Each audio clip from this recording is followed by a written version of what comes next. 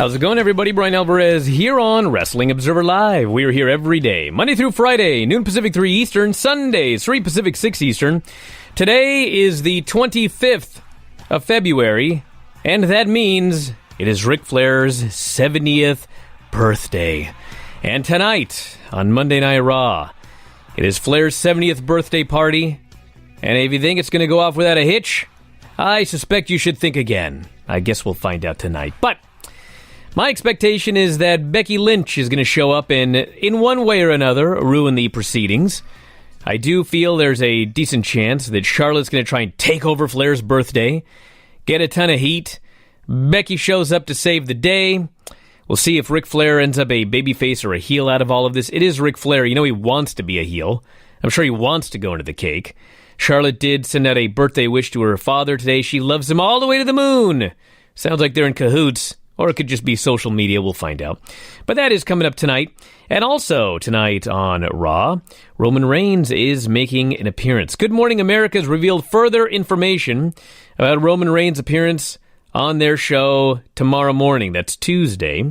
They posted a commercial for Reigns' appearance, with it announcing that Reigns will be discussing his battle against leukemia in a one-on-one interview with Robin Roberts. Commercial also states that Reigns will have, quote, an announcement you can't miss. Before the GMA appearance, Reigns will be first on tonight's episode of Raw in Atlanta, Georgia, where he played football. To address the status of his fight with leukemia, he is traveling to New York City after Raw to appear live in Times Square for Good Morning America. First time he's been on TV since October 22, 2018, when he announced his battle with leukemia. And, of course, The Shield broke up, and Dean Ambrose turned on his brother, which was not mentioned in the preview for Raw tonight. 70th anniversary birthday celebration for Ric Flair, also set for tonight's Raw. We could talk about this. We got injury notes, we got news, we got SmackDown, we got New Japan, AEW, tons of stuff today, so stick around. We'll kick it off after the break. Wrestling Observer Live. Back on the show, Bryan Alvarez here, Wrestling Observer Live. Mike Sempervive, also of WrestlingObserver.com. If you want to join us today, toll free, 844-411-5411 is the phone number. Text messages, 425-780-7566. This is not a scoop, everybody. This is just a question. Rock is in Atlanta today. Raw is in Atlanta today. Is Rock going to be on Monday Night Raw? I don't know. My gut, which is only my gut feeling, is that he's going to be there. The Elimination Chamber pay-per-view was sponsored by Fighting With My Family. Fighting With My Family opened this past weekend. Rock is heavily involved with Fighting With My Family. Rock appearing on Raw would promote the movie, and he's in town, and I don't see any reason that he would not be there tonight. So we will see. I got a review from a listener here via text message of Fighting With My Family. Says, I honestly did not want to see this film. However, my girlfriend wanted to. Even though she hates wrestling, she loves The Rock. This movie was awesome. It's funny when it's trying to be funny, and when it's dramatic, it's heavy. As soon as Paige won the Divas title, spoiler everybody, she wins the Divas title in the movie. As soon as Paige wins the Divas title, a lady sitting in the row ahead of me popped up in her chair with her hands way up in the air. My girlfriend said she teared up at the moment she won the title. However, he adds, it is so cringeworthy listening to Michael Cole call the match in a movie theater. Well, you gotta take the good with the bad, everybody. But hey, when he's gone, everybody's gonna miss him, according to new head of creative, or high up in creative, I guess. I don't know what his official role is, but Bruce Pritchard, big fan of Michael Cole. So there you go. You think Rock's there tonight, Mike? I do. It's to me, it would seem like a good business decision for him to make, considering that, you know, he put a lot of himself into this movie, and, well, it did sponsor the last pay-per-view and everything. So, yeah, that would actually make a lot of sense for him to be there. What's not making sense to me, though, is why they are not announcing it, why something hasn't been finalized for it. Just that surprises me. Now, they could Don't surprise me. Well, well, yeah, I know, that's unfortunate. Actually, no, I'll tell you why it doesn't surprise me. Because they've already announced the return of Roman Reigns and Ric Flair's birthday party. So they love to have surprises. So if you've already promoted two gigantic things like that, I don't think it's the end of the world to have Rock there as a big surprise to let people know it's Mania season. You should watch. You never know what's going to happen. I guess it's not. I just, when you have a star the level of The Rock, and I know you have announced other things, which is the difference between this and some other time in doing it, but it's still The Rock. It's still the most recognizable, one of the most recognizable people in America. The highest paid, highest grossing actor in the world or whatever. I mean, I would still mention that alongside Ric Flair's 70th birthday, which, appeals to the hardcores, and Roman Reigns' return, which appeals to a much broader demographic, but not like The Rock. Well, we'll find out. I mean, if they hadn't advertised anything tonight, then yeah, you should advertise The Rock.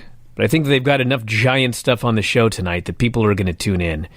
And, they could announce them at the beginning of the show and people are going to tune in later, so... We'll see.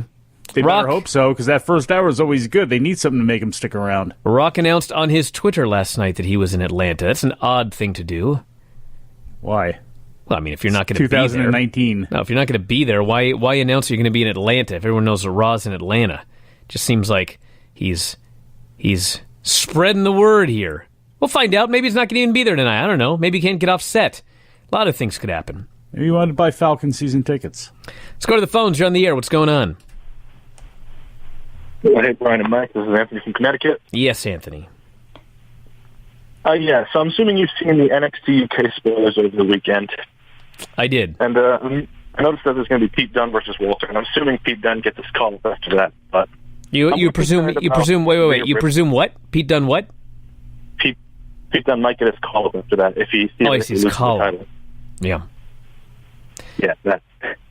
But I'm more concerned about Rhea Ripley because I noticed that Piper Niven debuted over the weekend, and I'm not sure what Rhea's going to have to do if she puts Piper over in this because she's already won the title.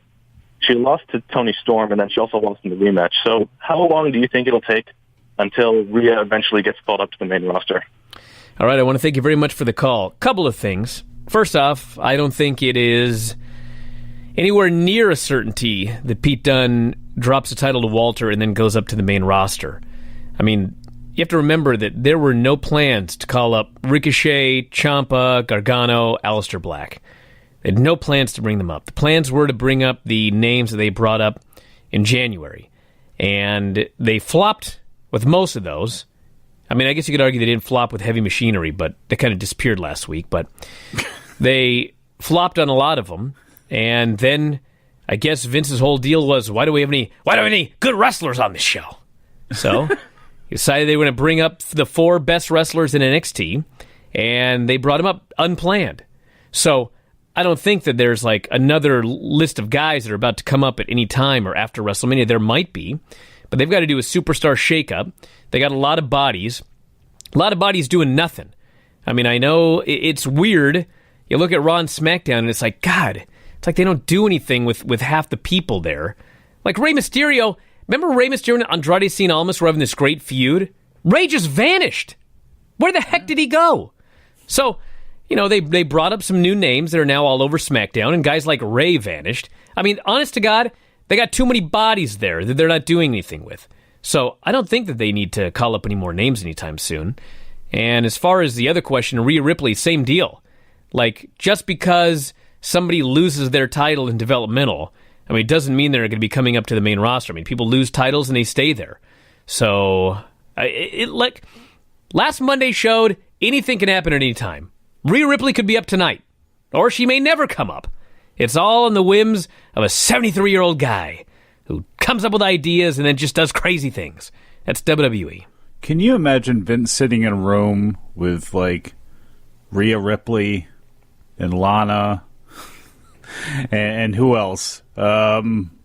Lacey Evans, Toni Storm. How happy would he be? Really, how happy would he be? And also, I know they haven't failed yet, but like, I guess, is it possible to fail with Bushwhackers? Yeah, are you kidding me? It's called the Bushwhackers. I've been watching them as the Sheep Herders, and then I'm now watching them in 1992 as the Bushwhackers, and yeah, they failed. They were way better as the Sheep Herders. Yeah, but everybody can still do the dance. Everybody remembers that. I mean, I don't know. Everybody remembers a red rooster. That doesn't mean it was a success. He painted his head red like a comb. But if you're saying that this is where Heavy Machinery's at right now, I'm not bullish on their future. And can you have us? I mean, there was the one thing too about the Sheep Herders is they were ultra violent for a long time. If you actually see the Sheep Herders before Jim Crockett Promotions, when it was Butch Miller and it was Butch Miller and Lord Jonathan Boyd, they were even more insane. And they actually mellowed over the years, and then apparently went crazy in the WWF. But they're smaller guys. Hey, guess who else? Smaller guys. Can you have a 6'4" bushwhacker? Which isn't that how big the what's his name Tyler is, or what's the big dude's name? Trent Tucker, whatever the hell it is. God, who cares? Bushwhacker. I care. They're awesome. Really? They're awesome. Okay, let's move on to something more important than that. Guess who else in Atlanta tonight? Somebody not as awesome as Heavy Machinery. Batista.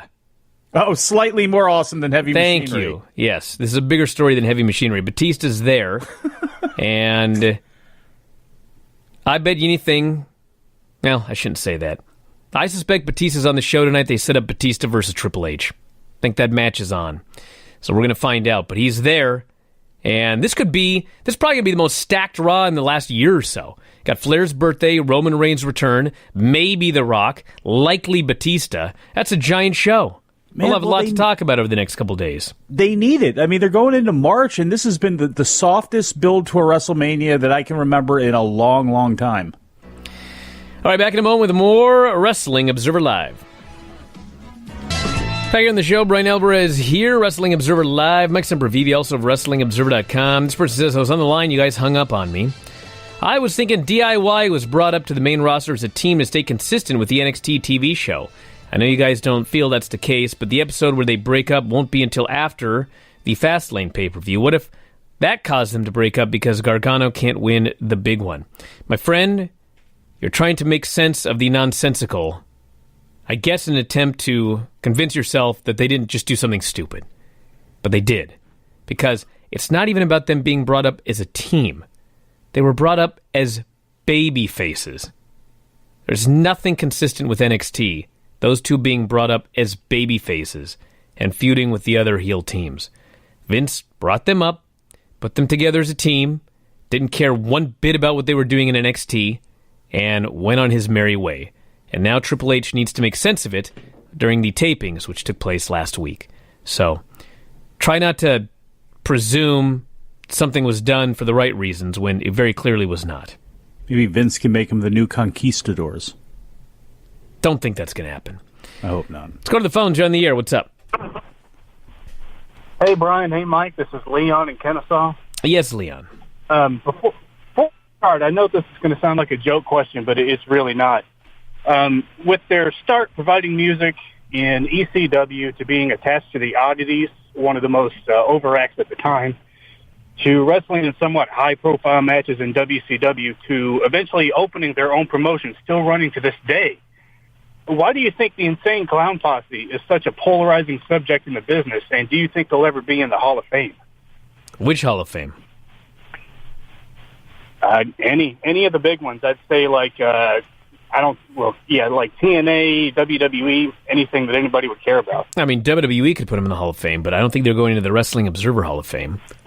So unless there's a lot of Faygo drinkers. I mean, I guess I have a question. Are the Insane Clown Posse really a polarizing figures in the wrestling community? I've never really heard anybody say anything bad about the Insane Clown Posse. Jim Cornette. Jim Cornette has a lot to say about them. Well, what does he have to say? He can't stand them. He thinks that they're, I mean, I can't repeat what he said. Okay. Well, of course he hates that style of event that they would put on like in the middle of the field, and it was a carnival and wrestling matches at 3 a.m. and weird things happening, and they are literal clowns that got into wrestling and became part of the act. But I could see them being, if you grew up at that time, a polarizing figure, whether you liked them or not. But in a Hall of Fame, in WWE's Hall of Fame, you never know one day. Why not? Anything could happen if they need a body to get in there, and sure, why not? Anybody that ever performed or did anything in WWE, I can imagine making their Hall of Fame one day. So. I mean, Listen, also, I haven't seen him lately, but I know that when I watched him wrestle in like the mid-90s, I mean, Shaggy was pretty backyarderish, I won't lie, but Violent J was not bad. And he'd been around for a long time. Like, Violent J started wrestling before, like, Lance Storm and Chris Jericho. I mean, he broke in like in the late 80s, early 90s.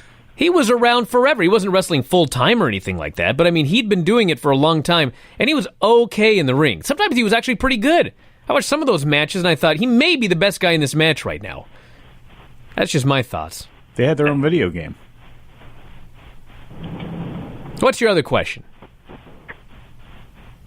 No, that was it. But if anybody gets a chance, you guys should look up like Cornette and some of the other people. I mean, obviously, it's very colorful and not safe for the airwaves, but it's very entertaining. And I think Mike Awesome also cut a pretty harrowing promo on what he thought about the ICP, which kind of made me think about it. But all kinds of other people, like Ric Flair, they said that they were really nice, very professional. And then you have someone like Luna Vachon who goes on a very, very just dirty rant about the clowns and what they did to wrestling. And I'm not what sure they did to wrestling. They didn't do anything to wrestling. Really? All right, I want to thank you very much for the call. I'll check it out. I'm not a fan of that sort of language, but I'll check it out. Those virgin years of yours. Hey, listen, I had Violent J on the show many years ago. He was awesome. He was great. They were a sideshow, and I can see why they were not everyone's cup of tea. Especially with the oddities, they were a literal sideshow that could only have been from that time. Oh, look at this guy. He's even texting me in all caps. Hang up! ICP in any Hall of Fame will cause me great distress. Looks like you're already greatly distressed. ICP could go into the WWE Hall of Fame. Was that guy calling from Indiana? Anybody could. Mike could go into the WWE Hall of Fame someday. I just got to show up on there one time. Actually, I don't even need to show up on there. James Dudley's in. He was just a limo driver, although I guess he also managed Bobo in D.C. a couple of times. But yeah, I mean, literally anybody that was ever on a show once is going to be in there. This person says, I had to look up Danny Little the Jobber after listening to you and Vinny this morning. It made my day. Thank you. Danny Little? Oh, my God. Honest to God. Listen to last night's Bryan and Vinny show if you want the day of the show, everybody. Danny Little is the most appalling jobber I've ever seen in my life. I've been watching... I watched primetime wrestling for years. We're watching Superstars. I watched those Crockett shows for like 4 straight years now. And he is the standard to which no other jobber will ever compare. Danny Little. What show is this? Danny Little. Let's go to the phones. You're on the air. What's going on? Hey, what's up, Brian? What's up, Mike? It's your main man, Rudo, from Atlanta. Yes, Rudo. What's up, man? Hey, I just wanted to reach out to you guys, man, say you're doing a bang-up job this episode. But more than that, my question was, in all the talks about who's over, who's not over, who's pushing the needle, who Vince likes versus who Hunter likes, why is it so hard for WWE to make a new star and not someone that they've kind of force-fed to the people, but a genuine someone who just resonates with the crowd? Why is it so difficult for them right now? How do you think they should do it? Well, I think that they should, for one, go organic. Genuinely follow who the fans are really going with, more than just... Oh, they're doing that with Becky. Across.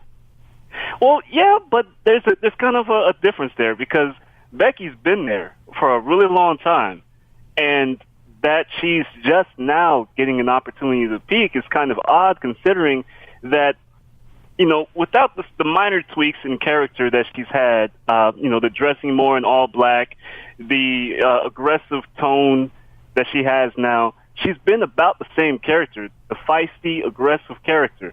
So what is it about her now that's making her peak versus any time before? Is it that there's no one else that's really making that kind of noise?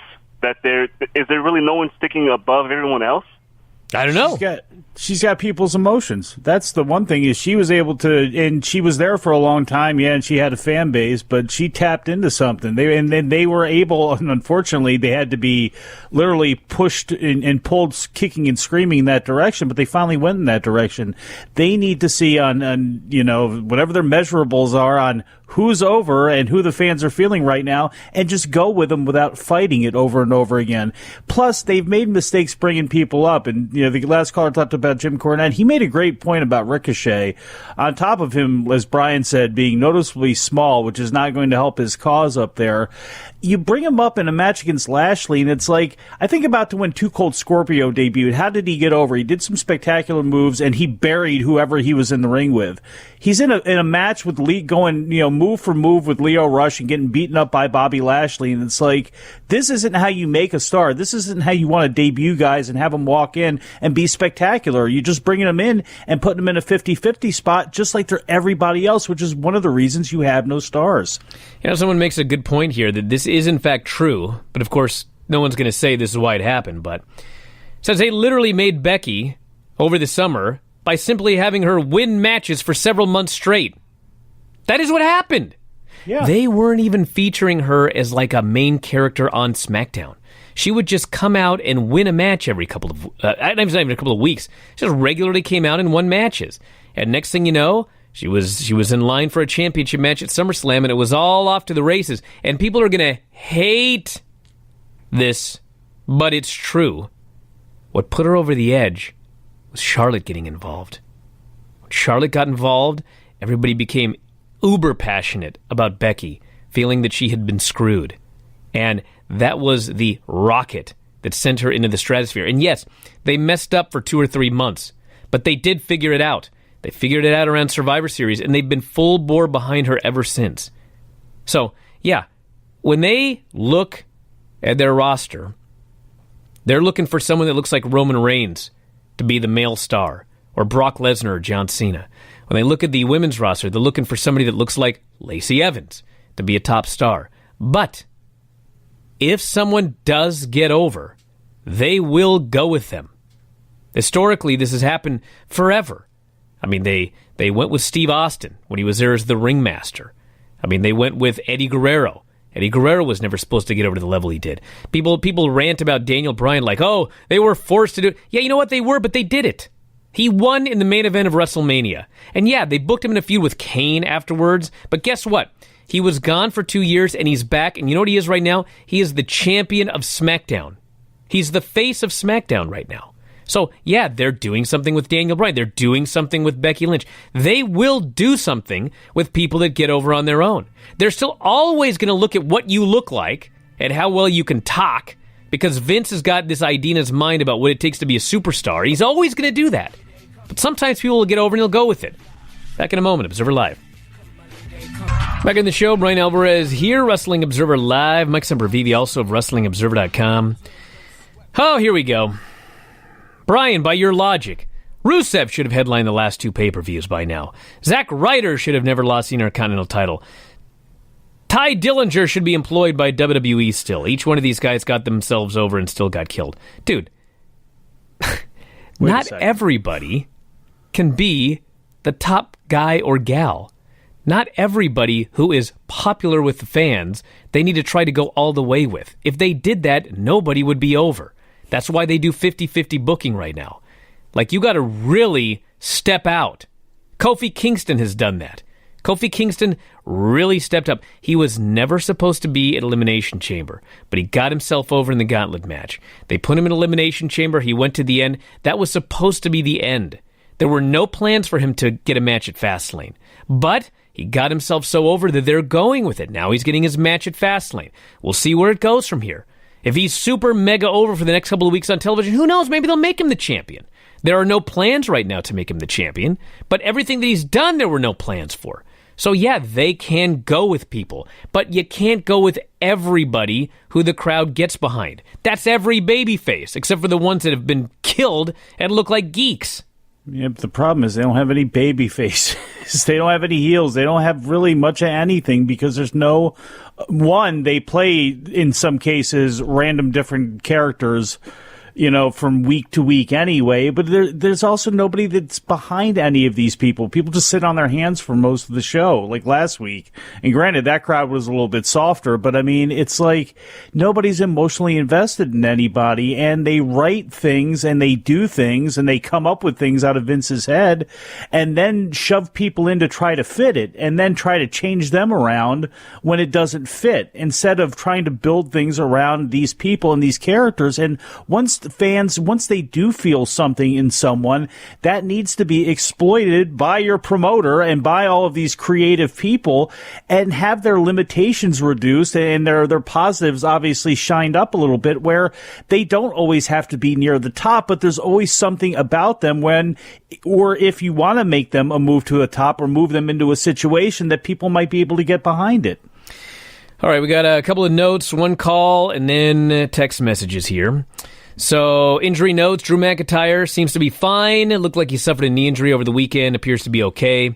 Noam Dar looks like a possible serious knee injury.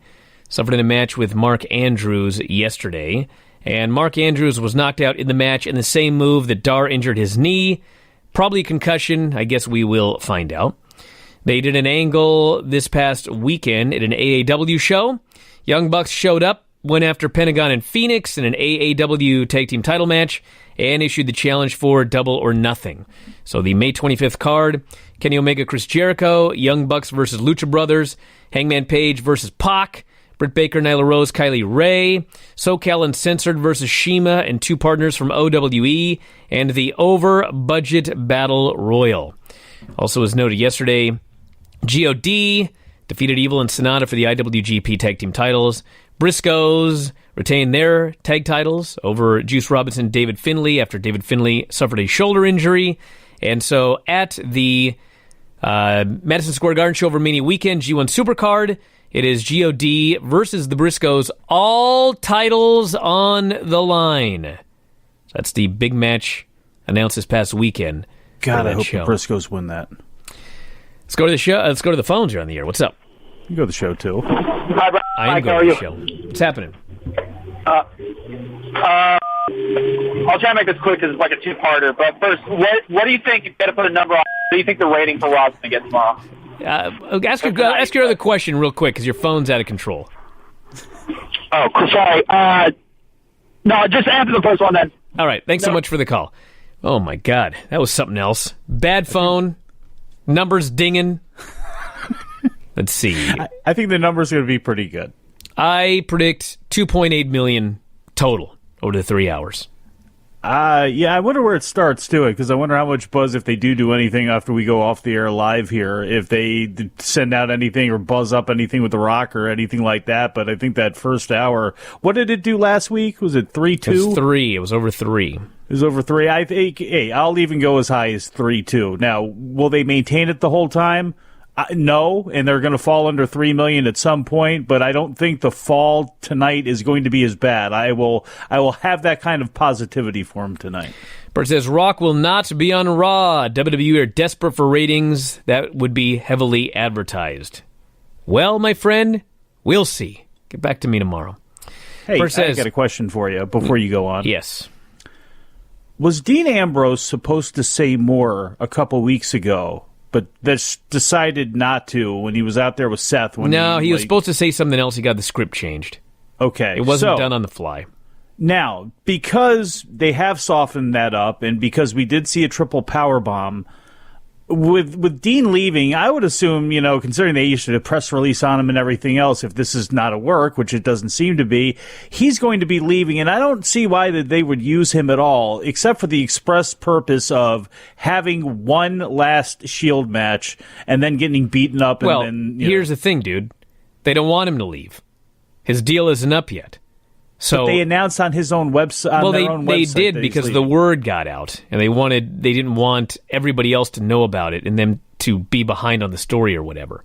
But just because he says that he's leaving, I mean, he's got months left, so they don't want him going to AEW.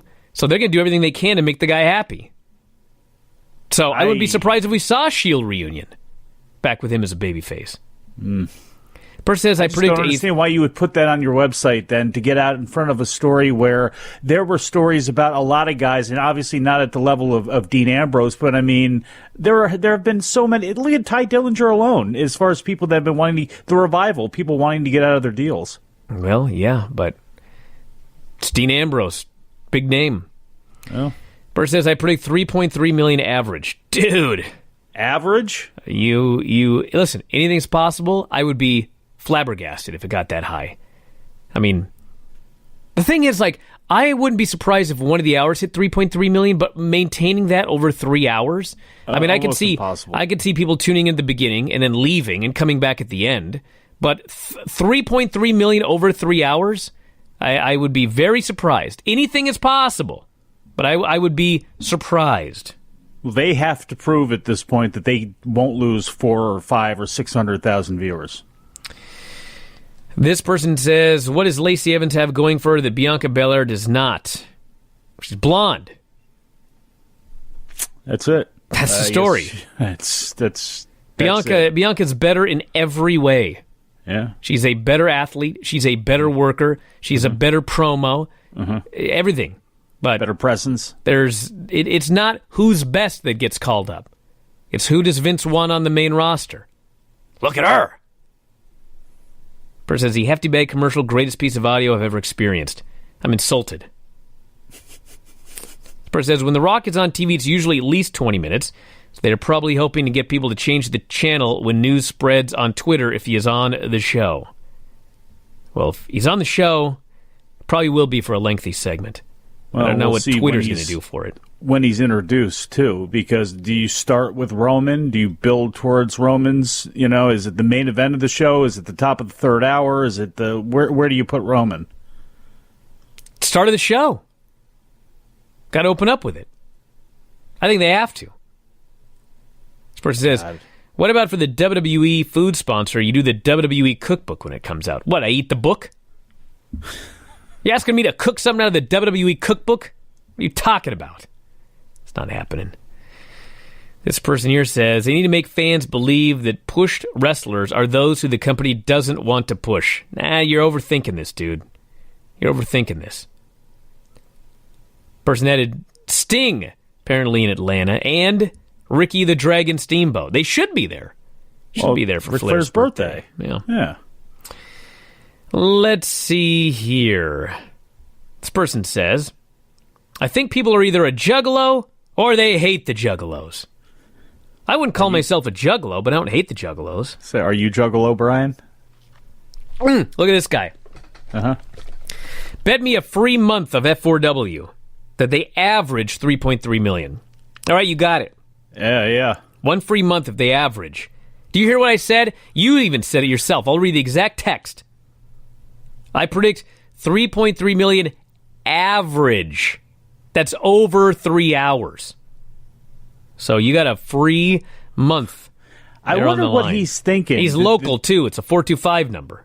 Do they start at 3.3 and maintain it throughout? Do they start at do they start at 3.8 and end at 2.8? I mean, come on. I don't know. What do I get if I win? Yeah. You sign up. You got to sign up. If I win, you sign up. If you win, I'll give you the month free. And by the way, when he says sign up, it doesn't mean for the newsletter or the website. What it means is you sign up and you go to his dojo and you get choked out by Bryan Alvarez for making such a silly prediction. I would never do that. I wouldn't be opposed to a Rhea Ripley call-up, this says, especially since Asuka's been incredibly vocal on social media about wanting to work with her. Have Asuka retain at WrestleMania and then work with Rhea afterwards. I like Rhea Ripley. Why would you call her up now? What is the benefit? And why right now? Person says, I'm already a subscriber. I'll PayPal you $10. We'll have to figure this out. This is getting very complicated. Well, Scout. It's basically a $10 bet that we've got going on here. Why not Tony Storm first, then? And I like Rhea Ripley, but I don't know. Again, what are you doing with NXT UK, too? I mean, you're finally inviting more women in there, like Kaylee Ray and Viper and stuff like that. I mean, if you're trying to actually build that thing up, too, there's really no reason to rip her out of there and put her on the main roster, especially if she's just going to toil with everybody else. I mean, again, let's get Lacey Evans out of his mind first. Bert says, why not push Alexa over Lacey in the spot against Asuka? Well, people are going to hate to hear this because it is fake, but they're on different brands. And there's really only one inter-brand match that's happening right now, and that is the Ronda Rousey-Charlotte match. Like, everything else has been exclusive to the brands. So that's number one. And number two, last week, the reason that they did the Ronda Rousey rematch with Ruby Riott was because they wanted to do a quick squash. Ronda was going to destroy Alexa in seconds.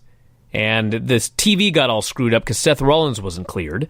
And so they ended up needing a longer match, and so they rematched the Ruby Riott deal, which at the end of the day was a dumb idea because it's just everything that they tried to accomplish at the pay-per-view, they just threw out the window with that Ruby Riott match. And I have nothing against Ruby, but where she is now and where Ronda is, Ronda does not need to be going 12 minutes back and forth with Ruby Riott or anybody. No. That made no sense whatsoever. And I have what is going to end up as a hot take.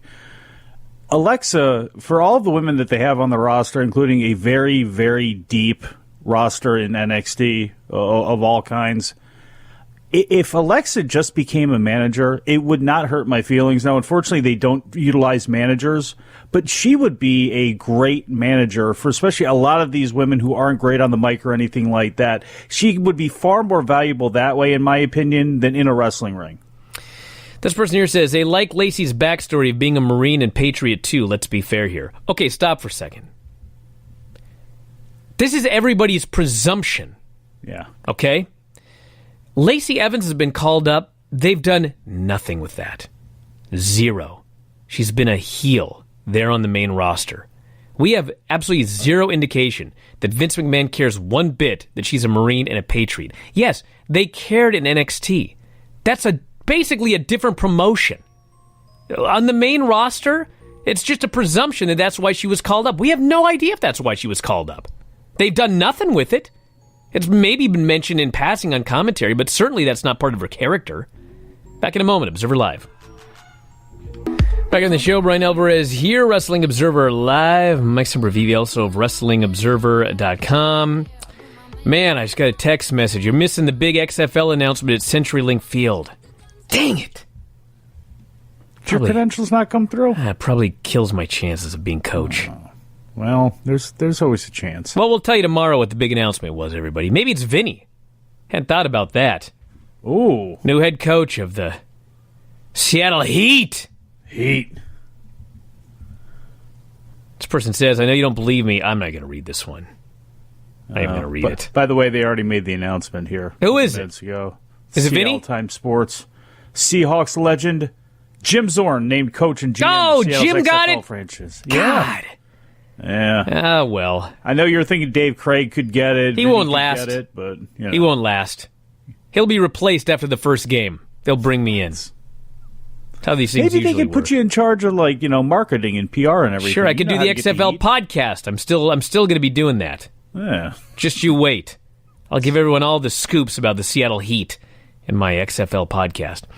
All right, we're out of time, everybody. We're here every day, Monday through Friday, noon Pacific, 3 Eastern, Sundays, 3 Pacific, 6 Eastern, free. And obviously for more, WrestlingObserver.com. We do 2 to 3 shows every single day for subscribers. Got another one tonight with Dave Meltzer. Had a lot of great shows yesterday. Every show we ever do is archived, so if you miss a show, fear not. Jump into the archives and grab it over there at WrestlingObserver.com. Over what was it? We're almost at 10,000 shows, actually. I almost said 8,000. It's far beyond that. Every show we've ever done dating back to 2005 is available there at WrestlingObserver.com. Be back tomorrow talking about Raw, SmackDown, Flair's birthday, Roman Reigns, the show not doing 3.3 million average, maybe The Rock, probably Batista, Sting, Ricky the Dragon Steamboat, and maybe some others. And that's it, everybody. We'll talk to you again next time. Wrestling Observer Live.